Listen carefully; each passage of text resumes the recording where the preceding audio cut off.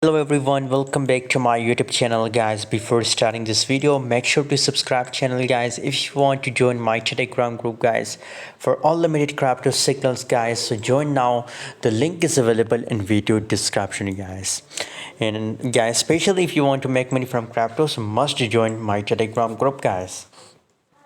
8.52%, 8.61% gains in last 24-hour. Massive pump occur in a Cocos coin in just not one day pump from last few days guys. I saw Cocos coin is a top gainer on Binance future guys.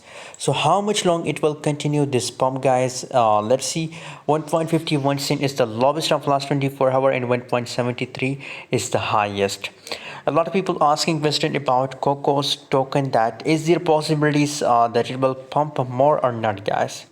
So according to my prediction guys, maybe for a little bit guys it will dump guys. Currently 1.50 US dollar is my target. 1.50 cent is my target for Cocos coin, that it will dump guys, and 1.50 cent is the best entry zone for Cocos coin guys. By the way, what's your opinion about Cocos? Please share in the comment box.